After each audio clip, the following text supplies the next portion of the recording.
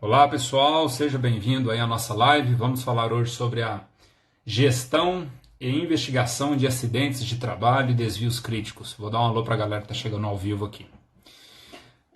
Olá pessoal, tivemos um pequeno problema aqui, a live caiu de uma hora para outra, cara. Vamos chegando aí, pessoal. Não sei o que houve aqui. A live caiu de repente. Vamos lá, pessoal, vamos voltando para a live aí, que a live levou um tombo aí. Tá sem som? Alô, alô, vocês estão me ouvindo ou não? Se estiver me ouvindo, coloca aqui, por favor, pessoal, que o som está ok. Tá sem som mesmo? Estão me ouvindo ou não? A conexão caiu. Escreve para mim, por gentileza, aí, se estão me ouvindo ou não. O som tá bom? Tem som? Não, beleza. Não, talvez eu entendi errado, né? A Milena comentou, a Mariana comentou, né, que tá sem som, mas é sem som de música, né? Som normal, estou te ouvindo, perfeito, beleza. Galera, deu um blay aqui, caiu caiu a nossa live aqui. Aguenta a mão aí que eu vou chamar o nosso amigo Francisco. Vamos lá, Chicão, te mandar o convite novamente aí, meu amigo. O som tá ok? O vídeo tá ok? A live tá ok? Então, tá tudo certo, né? Só não pode sair de casa, viu, galera? Não adianta ir pro bailão, não, porque... Nossa, essa foi forte, hein? 57 pessoas, que massa. Chicão, te mandei o convite aí, meu amigo. Cadê? Deixa eu mandar de novo aqui. Caiu? Hoje tá tenso, hein? Tá difícil, mas vai lá, vai dar certo. Pensamento positivo sempre. Te mandei, Chicão. Aceita o convite aí, meu amigo.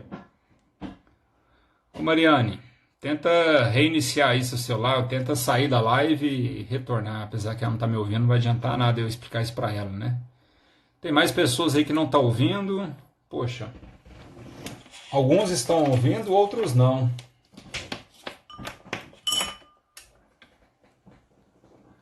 Pessoal, como é que tá aí? A maioria, vocês estão conseguindo ouvir aí? Eu acho que sim, né? Pelos comentários aí e tal. Eu acho que é só algumas pessoas aí que estão com algum problema aí no áudio. Boa noite, Wallace, Ednólia. Vamos lá, Francisco. Tá na área aí, meu amigo? Vamos lá, vamos começar essa live. 62 pessoas, rapaz.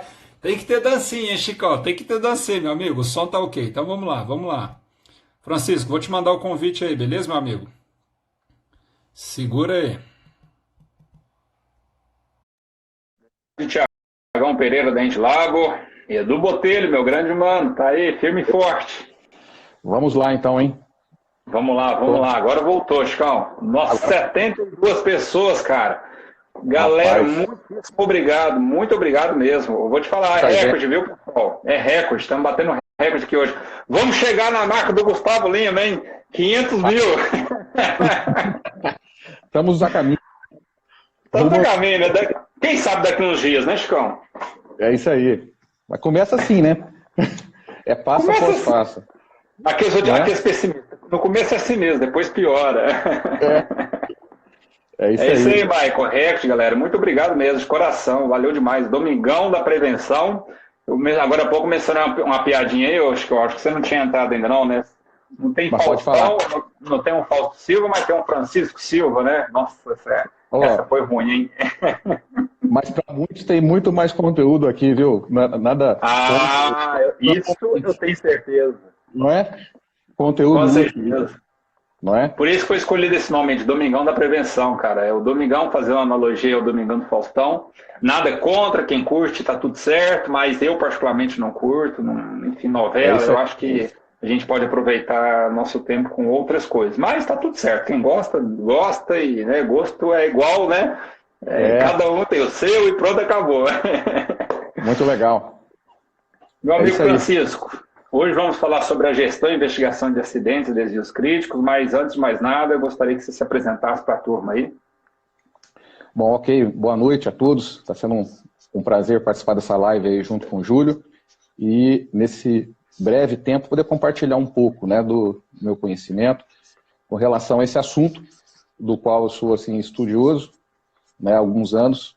Logicamente eu não gosto dos eventos, mas na realidade é uma ciência também, né, a investigação de acidentes, é isso que a gente vai estar comentando aí. Então, resumidamente, né, eu comecei minha carreira como técnico de segurança, engenheiro eletricista, engenheiro de segurança, com mestrado aí em engenharia química, professor universitário, consultor de empresas, né, e estamos aí há 25 anos aí na área de saúde e segurança, com algumas participações e vivências nacionais e internacionais. Isso é o resumo, né? É só o resumo, né, Chicão? Se fosse falar o currículo completo, era a live toda, né, cara? Que isso. Pessoal, para quem não conhece, aí o Francisco, eu chamo, cara, eu não consigo falar Francisco. O negócio é Chicão mesmo, é como a gente te conhece, né? É verdade. Espero que você não se importe, né? Mas, de forma alguma. Para quem não conhece o Chicão, né, de Uberaba aí, não sei se é de Uberaba, nasceu em Uberaba, Chicão, ou não? Na verdade, eu sou paulistano, né? Eu nasci em São Paulo, mas né? Moro em Uberaba há muito tempo, né? Moro em Uberaba já há alguns anos, sim. O Francisco é um grande profissional, né, da área de segurança. E agora há pouco, o nosso amigo aí, o Edivaldo Faria também, que é outro grande profissional que nós temos na região, ele entrou na... Aí, ó, pré-histórico em EHS. O Edivaldo acabou de colocar aí, ó. Eu vi, ó.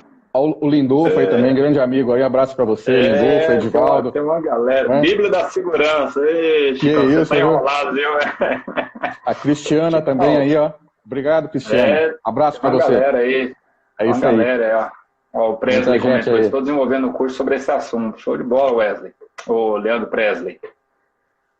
Luiz Gustavo, boa noite. Luiz Gustavo da pós-graduação também. Massa demais, galera. Muito obrigado aí por todos os amigos aí que nos assistem aí. Valeu demais mesmo a participação de vocês. O Michael da pós-graduação.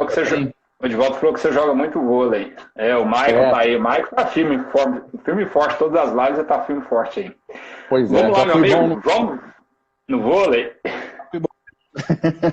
É mesmo, cara? É verdade. O Edivaldo também joga bem. O Edivaldo já jogou uma turma nossa um tempo atrás numa empresa que eu trabalhava, cara. Vixe, no levantamento ali o cara é fera, viu? Ele é bom mesmo. É isso aí. E aí, Chicão, vamos lá, vamos tocar o bet nesse assunto, cara. Tem muita coisa pra gente falar, apesar de ser uma hora só, né? Vamos lá. Né? Vamos lá. Gostaria até de começar o assunto falando sobre a exigência, né, desse requisito que é a investigação de acidentes, que faz parte aí, cerca de 80% dos anúncios de vagas aí no LinkedIn, no site Vagas, etc. Pré-requisito, né? Ele é um pré-requisito, essa questão. Exato. Né? E se a gente for ver aí a questão aí de investigação de acidentes e incidentes, ele é também, antes de mais nada, uma atribuição dos profissionais da área de saúde e segurança, né? Sim. Então, primeiro ele é uma portaria aí dos técnicos de segurança, na portaria 3275, que é bastante conhecida pelos técnicos de segurança, e também dos engenheiros de segurança, também dentro das atribuições deles. Então, nós vemos aí uma intersecção aí de atribuições com relação à investigação do acidente, com relação a essas duas profissões, e agora, de uma maneira mais nova, né, na engenharia de saúde e segurança, também, né, é uma atribuição deles também. E aí ela diz assim, né, analisar riscos, acidentes e falhas, investigando causas, propondo medidas preventivas e corretivas e orientando trabalhos estatísticos, inclusive com respeito a custo. Né? Então a gente vai depois comentar com relação a isso. Então, antes de mais nada, né, antes de ser uma exigência aí pedida nos anúncios de vagas de emprego, é também parte de atribuições dos profissionais aí de saúde e segurança. Né? Exatamente. Regulamentado, né, Tom? É regulamentado.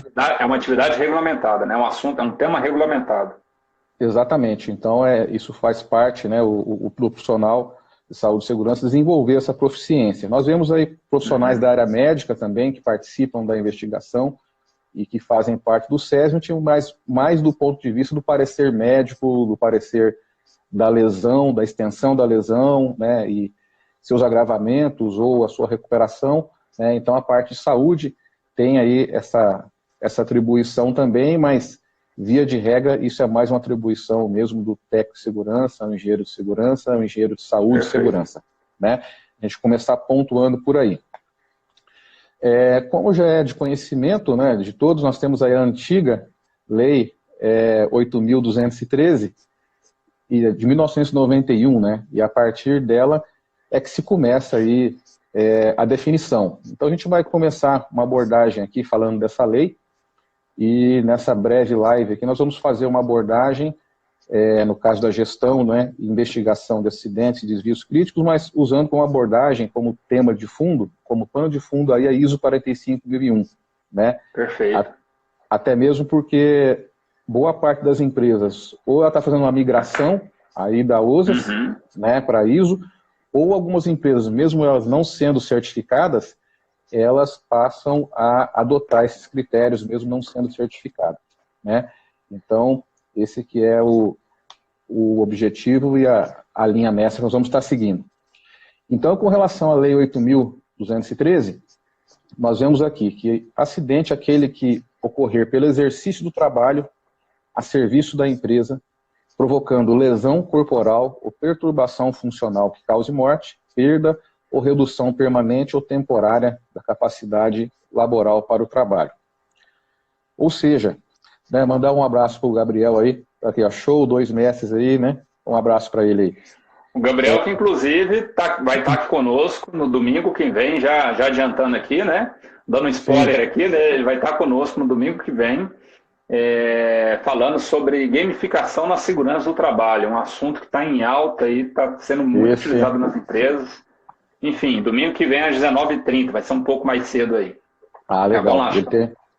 Então, nós vemos que a definição legal é somente quando há lesão ou quando há doença ocupacional, para que seja caracterizado aí a questão do acidente, né?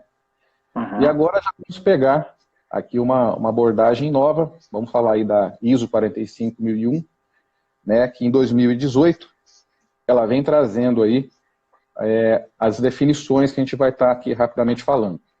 Então, ela conceitua, primeiro, a questão de incidente.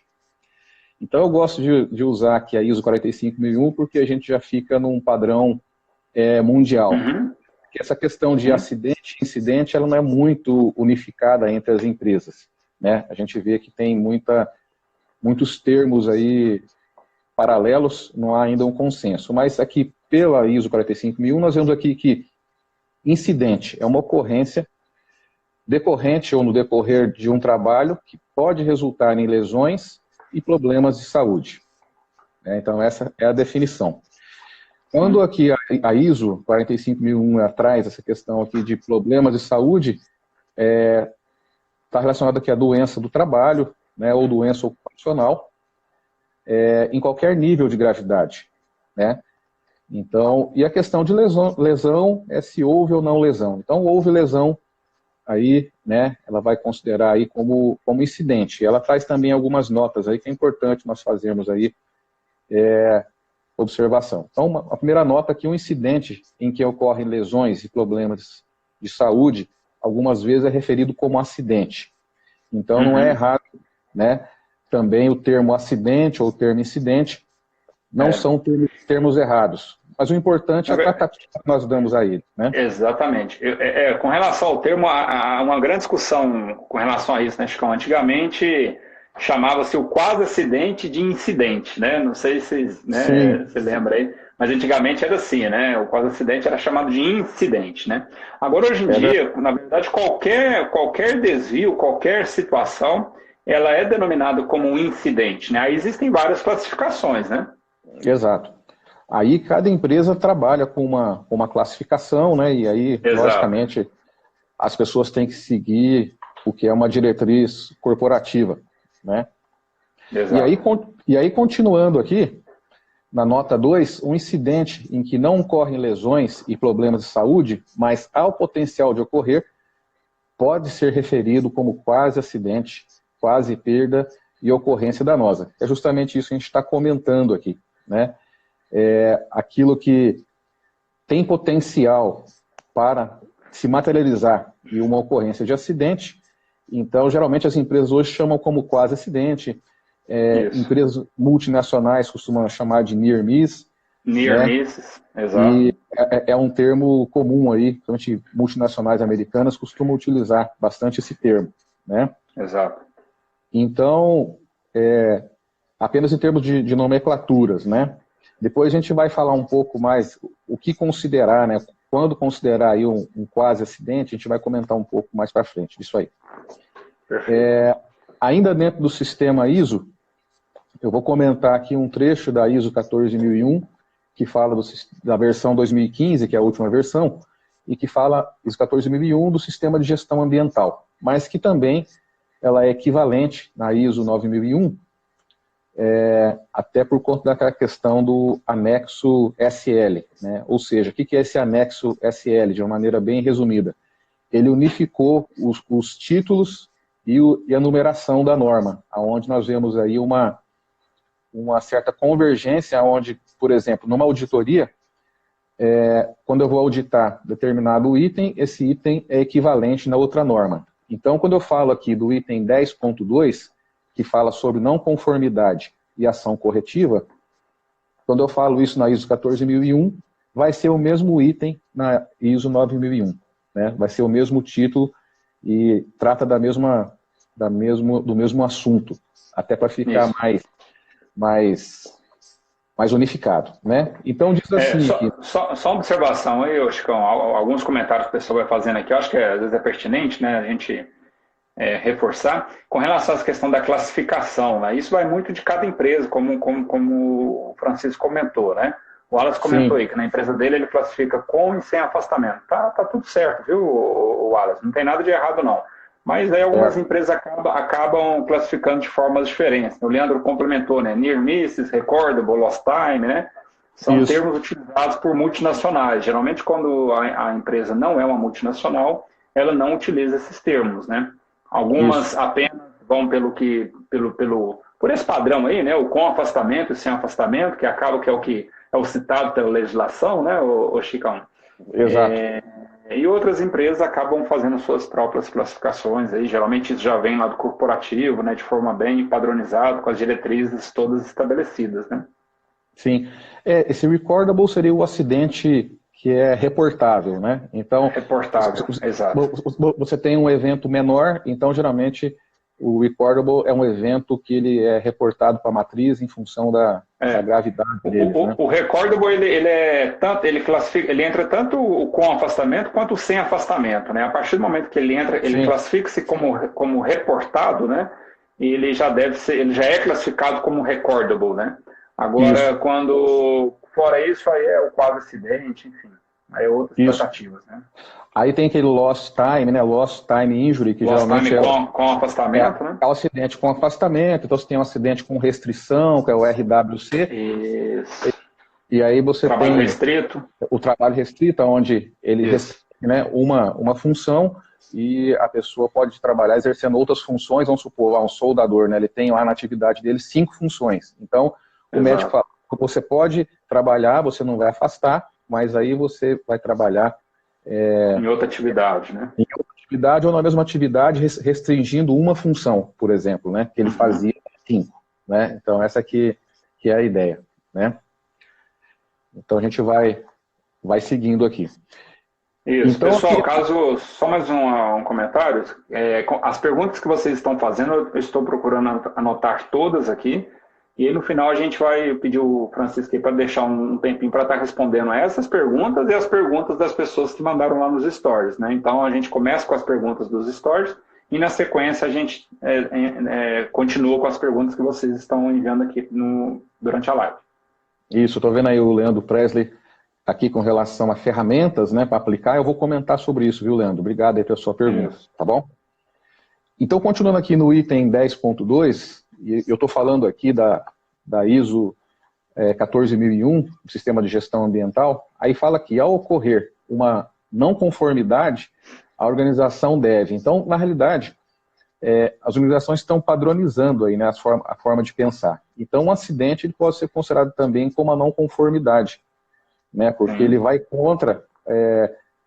não conformidade seria o não cumprimento de um requisito, né? Então, se a empresa ela é certificada, quando tem um acidente, ela está fora dos objetivos e metas dela, né? Então, e aqui também nós podemos abranger também, quando a gente fala aqui de investigação de acidentes, nós podemos ampliar isso também com um acidente ambiental, por exemplo, de um vazamento ambiental, e que deve ser feito também o mesmo rigor de investigação dos acidentes, assim como um acidente com lesão pessoal ou uma doença ocupacional, doença do trabalho, né? E aí fala que, ao ocorrer uma não conformidade, a organização deve reagir à não conformidade e, como aplicável, primeiro aqui, né, tomar ações para controlá-la e corrigi-la, né? Isso é um item mandatório da norma. Que geralmente são as ações imediatas, né? Exatamente, ações imediatas, alguns chamam de ação de disposição, né? Isso. Etc. E aí, o 2, lidar com as consequências, incluindo mitigar impactos ambientais adversos. Aqui, no caso, se fosse da ISO 9001, fala do sistema de gestão da qualidade, seria alguma coisa relacionada à qualidade do produto, etc. Né? E depois ela continua, né? Avaliar a necessidade de uma ação para eliminar as causas da não conformidade, a fim de que ela não se repita ou ocorra em outro lugar. Então, esse item aqui é interessante, porque quando você vai avaliar a necessidade de uma ação para eliminar as causas, você necessariamente passa por um ritual, vamos chamar assim, né, um processo estruturado de investigação, onde você tem o início, meio e fim, né, você tem a entrada, que são as informações, né, você tem o registro disso, e depois a saída, como saída, eu digo, das ações que são frutos depois dessa investigação. Né? Então a gente vê que também, a gente falou no início lá, né, que a investigação faz parte como requisito de emprego e atribuição, mas nós podemos também extrapolar essa obrigação para outros sistemas também, que não somente saúde e segurança, aqui nesse exemplo da ISO 14001, da 9001, também para qualidade, né, e também meio ambiente. Né? E aí, continuando aqui, né, deve aqui analisar criticamente a não conformidade, ou seja, dar o peso dessa criticidade, né, desse evento que aconteceu, determinando as causas de não conformidade, depois continua determinando se as não conformidades similares existem ou se poderiam potencialmente ocorrer.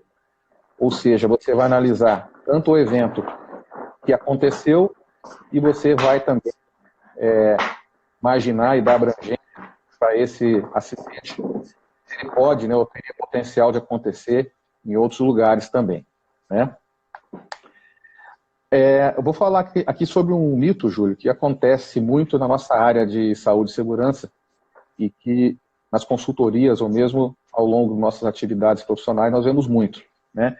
E o primeiro mito seria com relação a profissionais, né, de SST ou de SSNA, acreditar que atende esse requisito de analisar criticamente os eventos, né, de acidentes, incidentes, somente se limitaria somente a preencher um formulário, né, uma burocracia e pronto. Então eu vejo que isso é um mito, né? Então na hora que eu já tive bastante profissionais de saúde e segurança, né, sob a minha supervisão, então se tem a ideia que você fazer, né, o formulário de investigação, você está cumprindo ali, né, completamente, na realidade não é isso. Né? Até porque esses formulários às vezes acabam restringindo muito as respostas, né, Chicão? É apenas, enfim... É lógico que cada empresa adota um modelo, adota um padrão, né? Tem muitos formulários Sim. aí que são bons, tal, mas assim, o que eu já vi no mercado, enfim, essa investigação de acidente com um formulário ali padrãozinho só para você ir preenchendo, não sei, eu acho que vai muito ali da troca de opiniões entre as pessoas que estão participando da investigação de acidente. Ô, Chicão, se você abaixar um pouquinho a câmera, tá iluminando muito o teto aí, eu tô quase no... Isso, pode abaixar aí. Baixar, não sei tá se bom. tá segurando ela, tá no suporte, é isso. Assim tá ótimo. Tá bom, né? Beleza, então. Tá bom, Diga lá.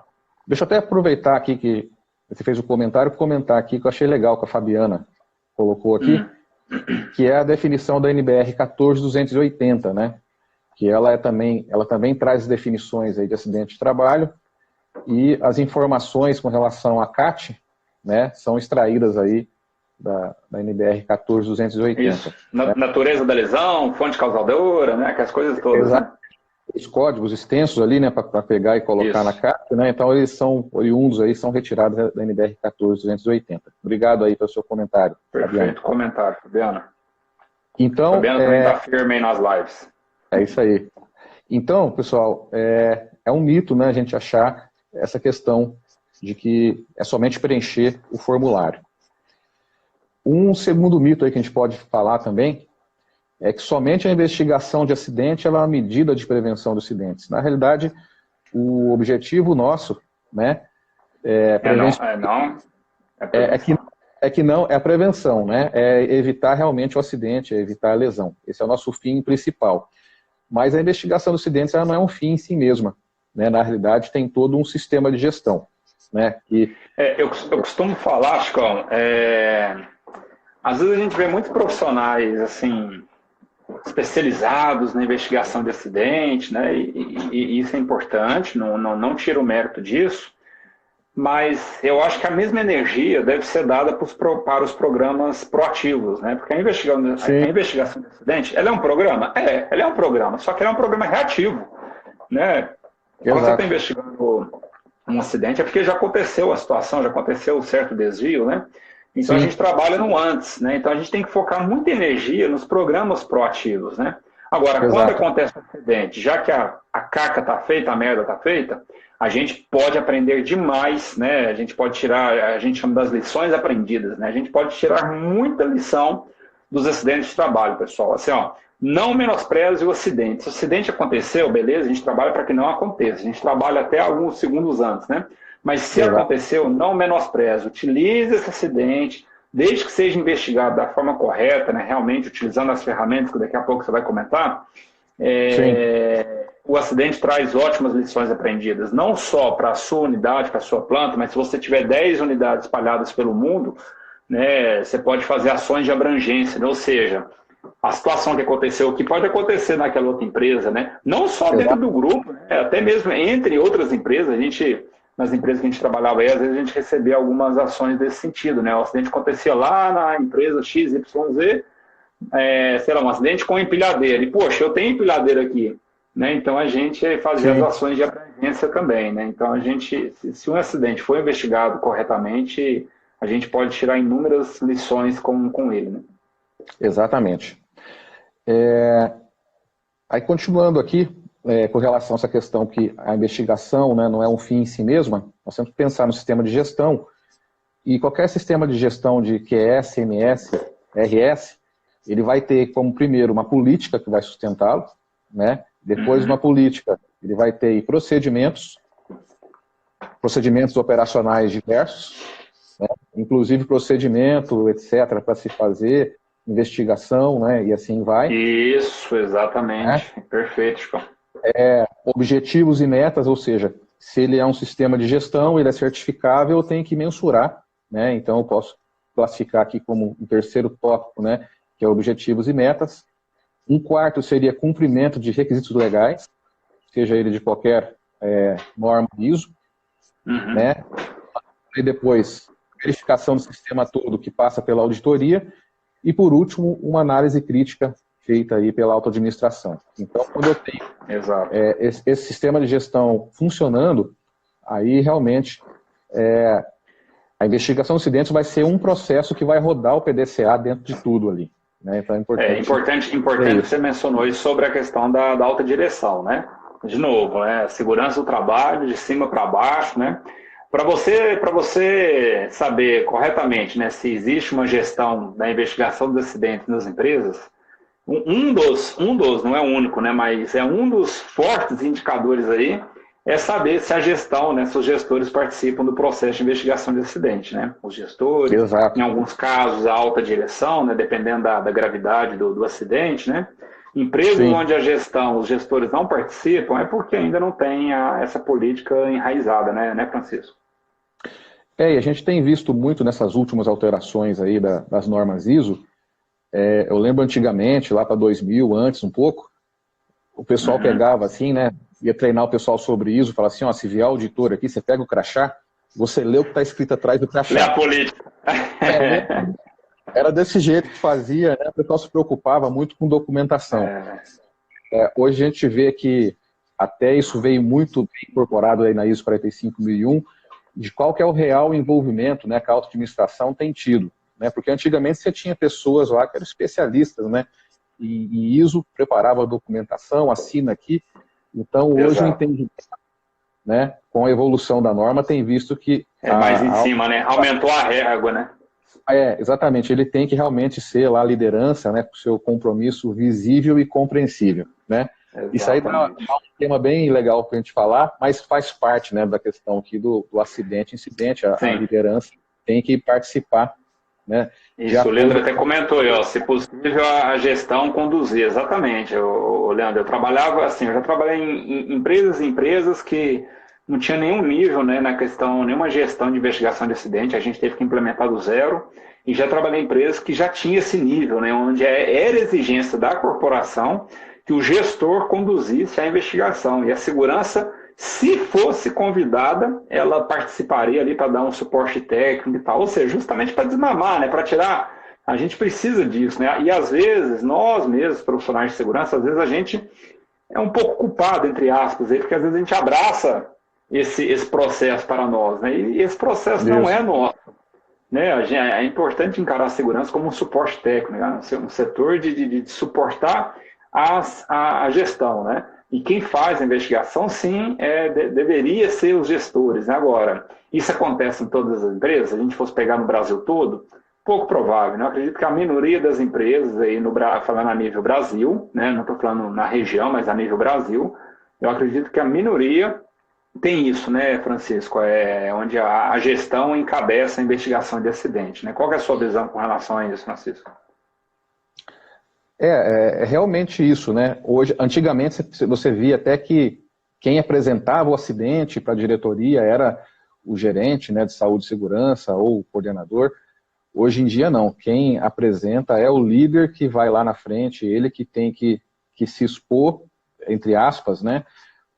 Agora, por que está acontecendo isso? Porque eles têm entendido que isso é uma não conformidade, né? E por ser uma não conformidade que acontece lá no setor daquele gestor, ele também é gestor do ponto de vista de saúde e segurança também, né? E não somente de produção. Então tem tido bastante evolução nesse sentido aí, né? E esse é o conceito, né? Esse que é o conceito legítimo, né? Então, se de repente, né, a empresa que você trabalha não pensa dessa forma, então na realidade é um processo de evolução, né, e de maturidade de saúde e segurança até se chegar nesse conceito. Sim. Né? Alguns estão comentando aqui também, né, que a CIPA tem que participar, sim, inclusive isso é regulamentado, né, a CIPA deve participar, mas não lá ficar olhando para o céu, conforme a gente já viu muita CIPA fazer, né, tem que... Sim. Onde eu trabalhava, a gente implementou um negócio muito bacana, inclusive até a James, a Janice está participando, ela era técnica de segurança lá. Nós dividimos a CIPA em grupos, apesar que a norma não fala nada disso, né? E aí cada mês era um grupo responsável. Caso acontecesse algum acidente naquele mês, aquele grupo era responsável por participar da investigação de acidente. Então, assim, não trazia a CIPA toda, até porque vira bagunça, dependendo se a CIPA for muito grande, né? Então nós trazíamos um número menor de pessoas, né? E durante toda a gestão, ou se houvesse acidente ali naquele mês, a CIPA era então convidada, né? O Edivaldo comentou aí, né, que é um processo longo de muita persuasão, não tenho dúvida nenhuma. Não é fácil, né? Tem muitos gestores aí cabeça dura, muitos, enquanto nós temos também muitos gestores que dão exemplo, tem muitos gestores que são realmente ótimos profissionais, né? Em tudo, né? Em produção, em qualidade, em segurança, que tem essa cabeça, né? De não pensar só em produzir, mas pensar em produzir com qualidade, respeitando o meio ambiente, mantendo a integridade física dos trabalhadores, né? Eu acho assim, Francisco, não sei se você tem essa visão, você que está mais tempo que eu na área de segurança, 25 anos, né, Chicão? Eu tenho 17, Sim. Um dia eu chego lá, tá, Chicão? Mas é o seguinte, antigamente, hoje em dia as coisas estão melhores, né? Comparado com 10 anos, com 15 anos atrás, né? Os gestores também estão melhorando, estão evoluindo, as empresas estão investindo em treinamento, em capacitação para os gestores. Na live passada eu comentei sobre isso, galera. Os gestores, muitos não estão capacitados. A gente às vezes tem que pegar na mão dos caras e ensinar o cara, às vezes, como fazer investigação de acidente. Eles não sabem, não é assim, a responsabilidade é sua. Não, primeiro você tem que capacitar o cara não sabe disso. Se nem a gente, técnico de segurança, engenheiro de segurança, aprende a fazer investigação quando sai dos cursos técnicos ou de uma pós-graduação. Imagina um gestor lá que nunca viu isso, né? Então tem que pegar na mão, tem que treinar o cara, tem que capacitar, tem que ser persuasivo, como o Edivaldo comentou, e tem que ser muito persuasivo, tem que ser resiliente, não pode desistir, porque você vai escutar não uma vez, 2, 3, 4, 5, 10 vezes. Não é fácil, mas tem que ser resiliente, tem que bater forte aí. Água mole em pedra dura, tanto bate até que fura. Esse ditado na área de segurança, para mim, é muito válido, né? Tem que insistir. Às vezes a gente ganha pela insistência mesmo. Não deveria ser assim, mas acaba sendo em algumas situações.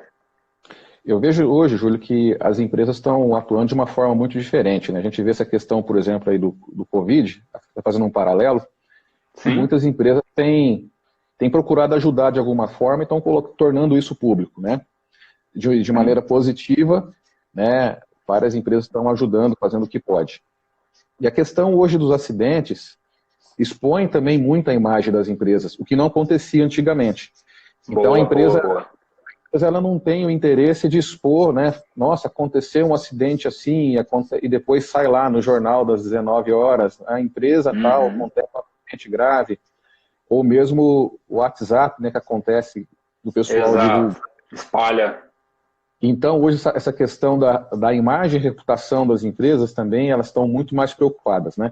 E também, um outro aspecto também, que eu vejo que as empresas têm se preocupado mais do que antigamente, até, sei lá, 10, 15 anos atrás, a gente não via muito consequência de acidentes de trabalho. Agora, hoje, nós temos visto aí pessoas sendo julgados, né? E realmente a questão tem chegado hoje ao CPF das pessoas, de quem é o responsável. Exato. Então, é aquele negócio, né, Chicão? A reparação civil lá, pagar, indenizar, beleza. Agora, a criminal o bicho pega, né? A criminal o juiz vai querer saber quem é que não cumpriu ou quem é que não fez cumprir determinados requisitos de segurança que culminou na morte daquele trabalhador, né? Então, o processo criminal, esse é pesado. Inclusive, essa é uma das estratégias, né? Sempre comentado os processos, né? A responsabilidade civil e criminal dos gestores na segurança do trabalho. Quem consegue implementar essa palestra, esses treinamentos para os gestores, aí é uma ótima dica, viu, pessoal? Quem consegue colocar isso aí para os gestores ouvirem, realmente começa a mudar a cabeça dos gestores. É uma das estratégias, né? Exatamente.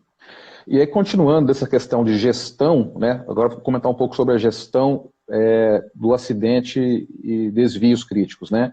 Nós temos aí indicadores proativos e reativos. Até alguém ouvi que comentou sobre... O Lindolfo comentou sobre isso. Acho que foi o Lindolfo, né? Grande amigo lá de Rondonópolis. Ele comentou, o comentário dele, que os indicadores têm que estar atrelados ali à gestão, né? E não ao SESMIT. Perfeitamente, é isso aí, sem dúvida.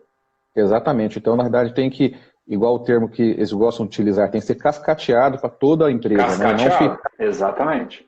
Somente e também não é só no colo do gestor, né? Na verdade, você tem que ser, como você falou muito bem, Chicão, tem que ser para toda a empresa, né? Inclusive, as participações de lucros aí, geralmente a segurança, existe lá um peso muito grande, né? E quando acontece, aí tem os indicadores, tem as taxas, enfim, aí cada empresa é uma avaliação, né?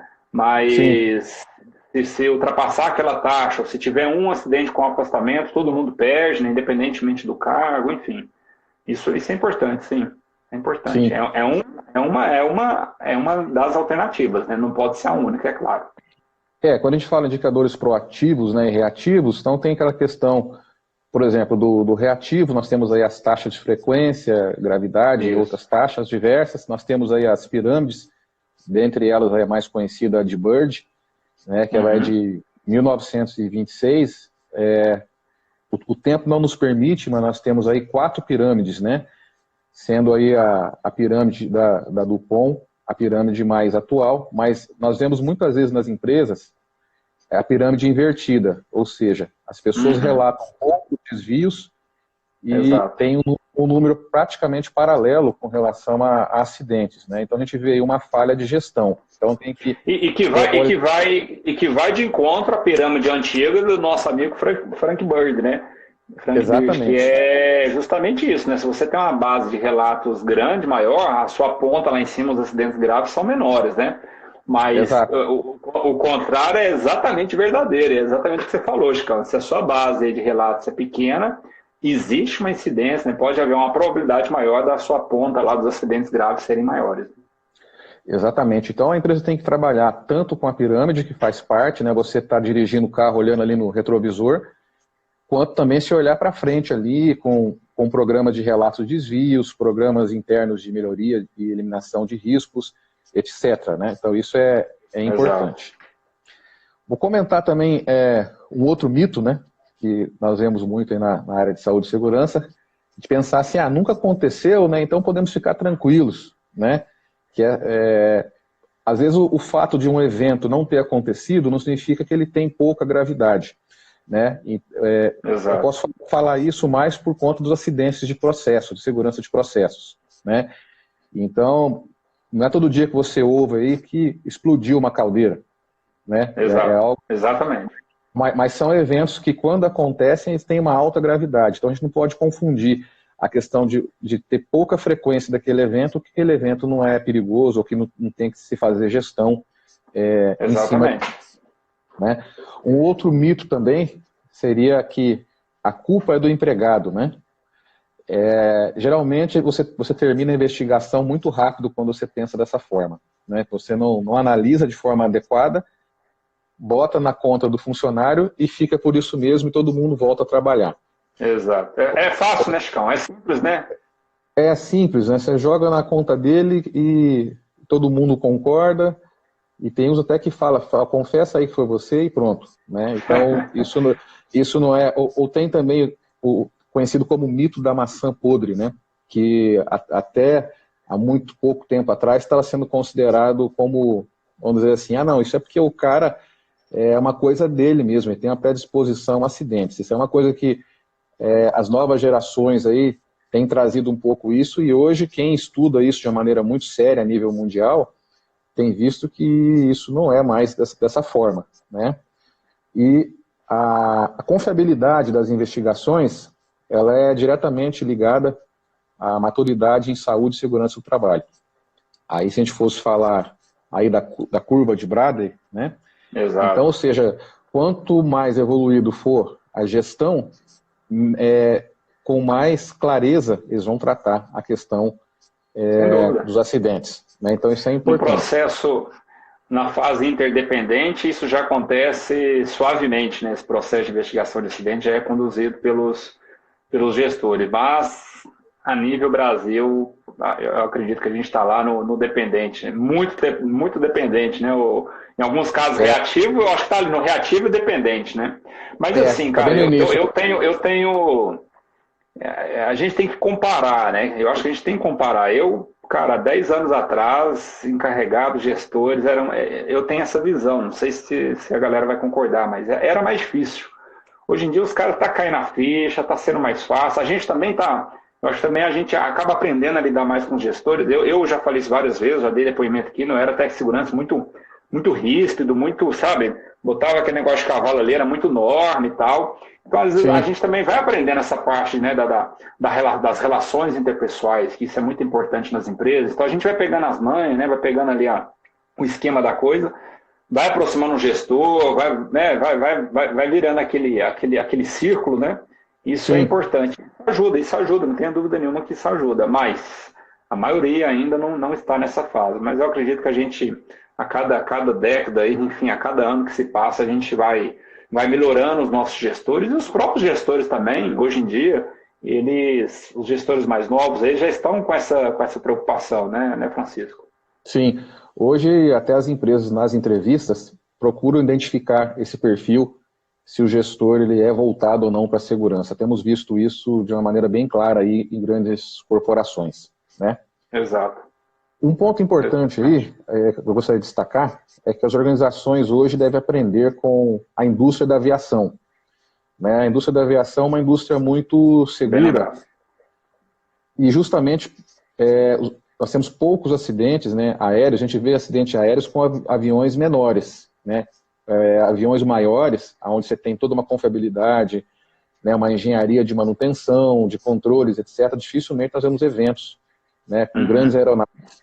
Mas justamente por conta dessa seriedade que eles encaram os processos aí de acidentes, né? Investigação, eu poderia falar bastante sobre isso, né?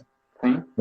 Uma outra questão que é um mito também é que tem que treinar funcionário, né? Tudo que acontece, tem que treinar. Então também tem até um estudo interessante que aconteceu na Austrália, onde médicos trabalham em centros de emergência, né? Situação de multitarefas, eles foram analisados aí por 120 horas. E esse estudo fala o seguinte, de 239 ações, 208 ações foram identificados erros, ou seja, 87% das ações de erros médicos, aí, erros de prescrição, erros de posologia, falta de assinatura naquela receita que o médico estava falando, né? É um artigo até interessante, depois se quiser eu posso compartilhar e te enviar, o artigo está em inglês, mas, enfim, ou seja, independente dessa questão, se a pessoa tem pouca ou muita formação, o erro ele vai acontecer, né? Isso faz parte do processo de investigação, mas também é errado a gente atribuir toda a culpa ao empregado e também é errado também a gente atribuir que o empregado é um santo. Então a gente tem que procurar um meio termo nessa situação aí também. Né? Tem isso também, né? Porque tem situações que a empresa faz todo o processo, todo o procedimento deve ser feito e às vezes o funcionário, né, o trabalhador, ele descumpre o procedimento. É lógico que a causa raiz não vai ser somente isso, né? Porque nunca que um acidente é apenas uma única causa raiz, né? Você tem as causas, as outras causas, né, que acabaram contribuindo para a ocorrência desse acidente, né? Isso. Gostaria de comentar... Ter falado disso aí, Chico, muito importante mesmo. Gostaria de comentar aqui principais falhas em investigações, comentar aqui rapidamente, até pelo nosso tempo, né? Eu até falaria o seguinte, Francisco, tá tão legal assim, a galera, o que tá tendo de comentário aqui, pessoal, não dá pra gente comentar todos, mas, cara, assim, realmente está sendo uma aula aqui muito top mesmo, o pessoal que está participando aí, muito fera da área de segurança. Eu falo sempre isso na live, né, para a galera prestar atenção nos comentários que estão circulando, às vezes não dá pra gente comentar todos, mas, cara, tem ótimos comentários aqui, realmente assim, as pessoas falando o que fazem nas empresas, né, alguns programas proativos, cara, o foco com relação aos quase acidentes e desvios que deve ser dado, né, a gente perde o Edivaldo comentou aí, a gente perde um bom tempo, a gente investe um bom tempo, na verdade, né, na investigação dos quase acidentes e desvios, e sem dúvida, é fundamental investir um tempo nisso mesmo, né, porque é a base, né, dali que se não for tratado, acaba acontecendo os acidentes. Enfim, o que eu vou propor aqui, pessoal? Se a maioria der um ok, a gente continua a nossa live, tá? Geralmente a live é 1 hora só, mas aí a gente faz mais uns 20 minutinhos, tá, Francisco? Só para poder... Okay. Você separou uma quantidade boa aí de assunto, né? Sim. Então, se o pessoal... Escreve assim, ó, continuar. Se vocês querem que continue essa live, que está quase encerrando mesmo, só escrever assim, ó, continuar. Se escrever continuar, eu vou entender, eu vou ver aqui mais ou menos como é que tá, e aí a gente dá sequência numa próxima live aí. Logo na sequência. Caindo essa, a gente já inicia uma outra. Vai lá, Francisco. Bom, principais falhas em investigação, nós temos exigências corporativas, no sentido de se ter uma pressa, né, uma pressão para se chegar a um relatório final. Eu tenho um amigo que trabalha na Infraero, né, então ele comenta muito comigo, eu troco muita ideia com ele com relação à CENIPA, né, que investiga esses grandes acidentes aí. Acidentes aéreos. Acidentes aéreos. Ele fala o seguinte, o pessoal da CENIPA, né, geralmente lá, para você pertencer ao CENIPA, você tem que ter uma alta patente, aí tanto na Infraero quanto na aeronáutica, e eles chegam, isolam a área. Geralmente você não vê uma investigação de acidentes aí menos de 90 dias, 180 dias com relação a um acidente aéreo. Exato. É muito detalhado, né, cara?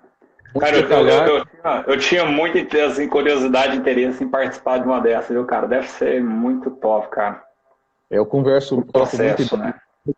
Ele compartilha assim, algumas coisas que não são confidenciais, né, com relação ao CENIPA aí, mas realmente é um rigor, é uma coisa que é um show de bola, né, que ele compartilhou. É lógico que eu também não estou dizendo que um acidente de trabalho, ele tem que ser, o relatório sair depois de 6 meses, né, não estou fazendo apologia. Não, não pode, a enrolação, mas às vezes a gente vê gestores que não conhecem o processo de investigação e que já quer, no outro dia, ter o relatório em cima da mesa. Então, isso não funciona assim, isso é uma falha em investigação. Uma outra falha aí, equipes de investigação incompletas, né, com relação ao tamanho, né, deve ser de 4 a 8 pessoas, que é ideal. Essas pessoas com conhecimento realmente da ferramenta que está sendo utilizada. Equipe né? Multidisciplinar, né, Francisco, de diversas áreas, né? Exatamente, né? E deve ter participação aí da liderança, não pode fora, né?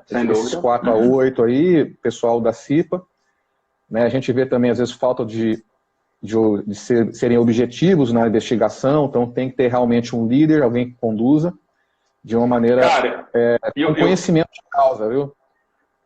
E o que é muito comum, Francisco, não sei se você já participou, mas com certeza sim, o que é muito, mas muito comum é começar a investigação de acidente, o pessoal já pular para o plano de ação. Não, a gente tem que fazer isso, vamos fazer um treinamento, vamos fazer não sei o quê, vamos fechar aquela máquina, vamos não sei o quê.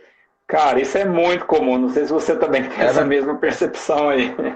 Sim, o pessoal já nem coletou as informações, já quer ir para o plano de ação, né?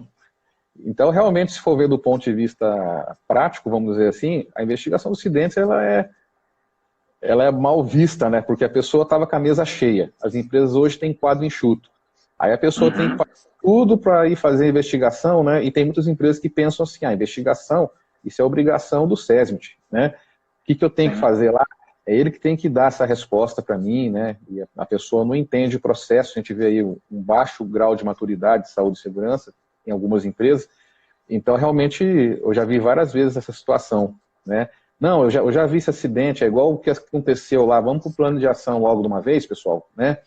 Ainda mais se você pega um líder que isso acontece mais maior, ele já começa ali a atropelar a investigação, né? Então, isso acontece muito.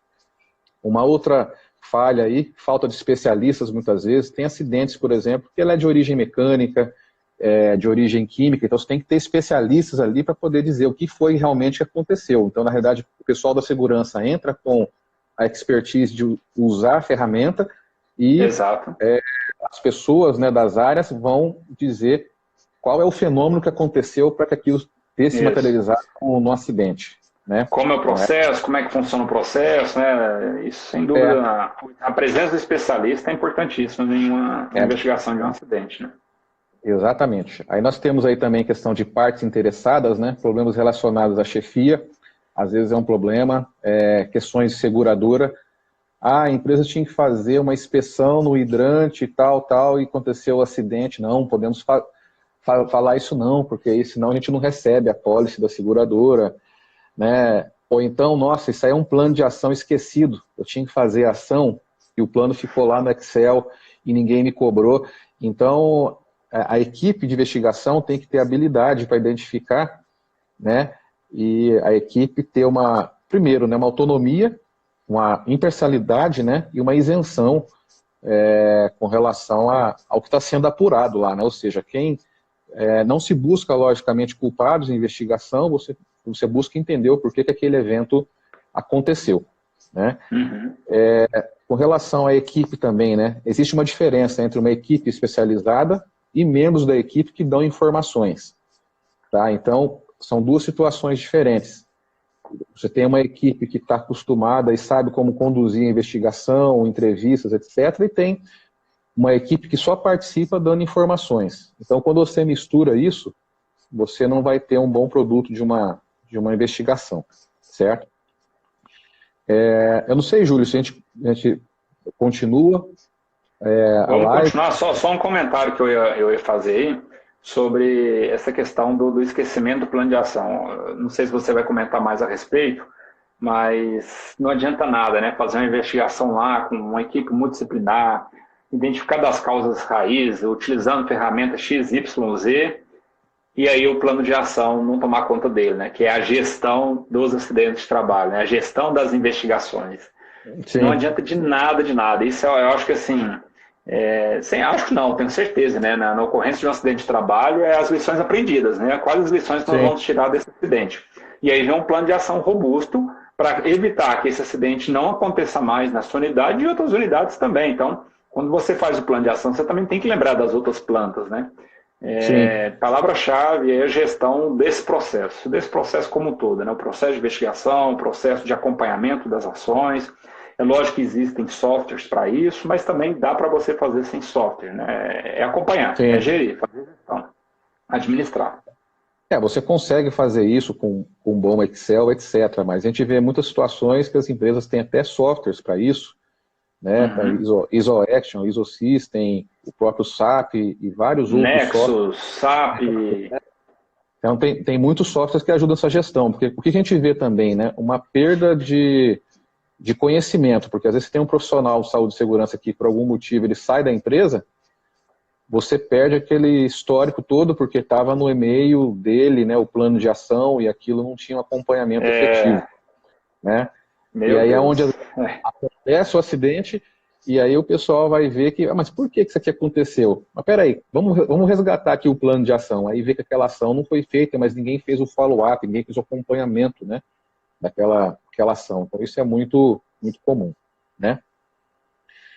Aí continuando Exato. aqui, né, assim, de princípios fundamentais, né, que devem ser Ô desenvolvidos. Francisco, caso você queira, então, agora eu ver o horário aqui, já são 9h33.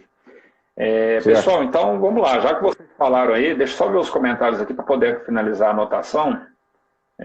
O comentário aqui do Hernandes, estou no finalzinho aqui. Feita a investigação, o cara já tinha desligado. Tá. Nós vamos encerrar a live, vai dar sequência, mas assim, logo em seguida, tá? Eu vou fechar essa live, já vou iniciar outra. A gente espera aí uns 30, 40 segundos para a galera retornar na live e a gente já dá sequência aqui. Aí nós fazemos mais 20 minutos, tá bom, Francisco? Ok, Programa aí para fazer legal. mais ou menos em 20 minutos a gente fechar para não ficar muito cansativo também. Já são Sim, 9h35. Beleza? beleza então. Continue, galera. Contamos com a participação de vocês, hein? Não vai embora não. Um abraço.